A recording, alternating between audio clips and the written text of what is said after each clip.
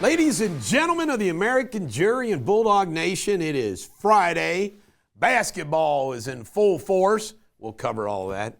But today we begin with something that I thought was kind of amusing. I try to check out, is there anything fun to talk about? Well, I found out today, March the 14th is the feast day of St. Matilda of Ringelhelm. She was a pious woman. I think it was before the first century that she lived. She apparently was a Saxon. But how you like that? Matilda. Remember that great comedy, the little girl playing Matilda? One of the best movies ever. Danny DeVito was in it. All right, there's going to be no shutdown. There's going to be the vote here soon. And the vote's going to be the Republicans win. Trump gets his continuing resolution. Chucky Schumer and gang decide that shutting down the government would make them look bad. For the first time ever, this blows me away of the Trump haters, although they keep dropping. I mean, I saw Chris Sununu on Fox News. He was praising everything Trump's doing. So they're falling apart. But I want to tell you something. This is the first time ever that the Republicans got in a position where they could blame the shutdown on the Democrats. And the Democrats said, we're not interested. She was on the other foot. And, of course, AOC and company are losing their minds over Schumer's collapse. Trump met yesterday with Mark, I think his name is Knut, something like that, the NATO Secretary General, and he was very supportive of everything Trump's doing in Europe. Trump, he's now turning to Putin. He's leveling sanctions on Putin. Putin seems to be a little coy about everything, but he's got Putin cornered. You know what Trump's going to say to Putin? I got Zelensky where he is, buddy. You want to reverse course? You'll see what happens. Trump will do a 180, and Russia will regret it. That's why he will end up caving. Trump Tower. This is unfreaking believable. These anti-Israel, pro-Hamas folks invaded the lobby of Trump Tower. Police were pulling them out and arresting them for trespass. Michelle Obama's podcast, you can't make it up. You would think somebody as famous as her would have a bunch of viewers.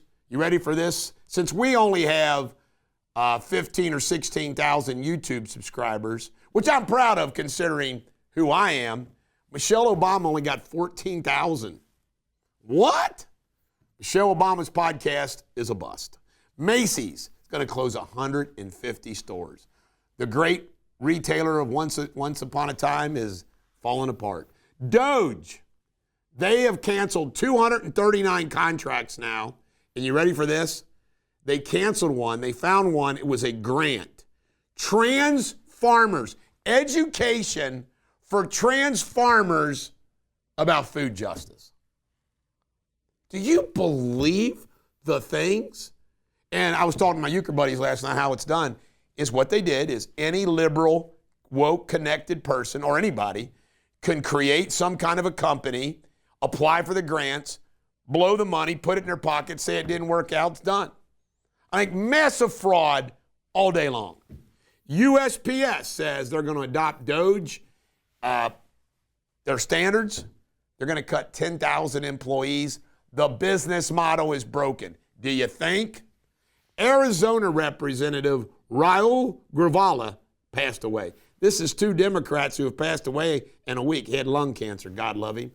But in a weird way, that helps Trump. We're not rooting for people to die, but there's two less Democrats in the House now. American Airlines flight caught on fire on the ground in Denver. Kind of scary, everybody got out. This is hysterical. This might be a clip for the weekend. Lawrence O'Donnell of MSNBC says he's got to take a week off because he's exhausted covering the Trump first 50 days. What a jackwagon wuss. Do you believe it? Unbelievable. I haven't had a vacation in 4 years. Hamas, you ready for this? They have apparently a program where they train college students to do protesting for Hamas on college campus. This reminds me of like communism trying to take over our colleges way back when.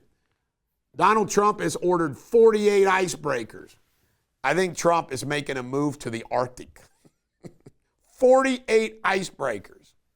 Pretty interesting. And Luigi Mangione got a $38,000 donation. He's now up to over $700,000 in his defense fund. Do you know how much we got donated to the Butcher of Pakistan legal defense fund or legal fund? $600 total. I don't get it. Trump says he's thinking about a 200% tariff on Europe's wine and champagne. They hit our bourbon, he's going to hit their wine and champagne. I'm going to tell you right now, the Americans who drink European wine and champagne, my guess is a lot. That would be big. And Pete Buttigieg wants to be president. Hell, he can't run the Department of Transportation. He took his full time off for his birth of his child. He'll do that as president. This guy needs to go away. The Republicans are all excited because Donald Trump is going over to Pam Bondi's office in the Justice Department today. Have a little meeting. It's the first time Trump will have ever gone over to the Department of Justice.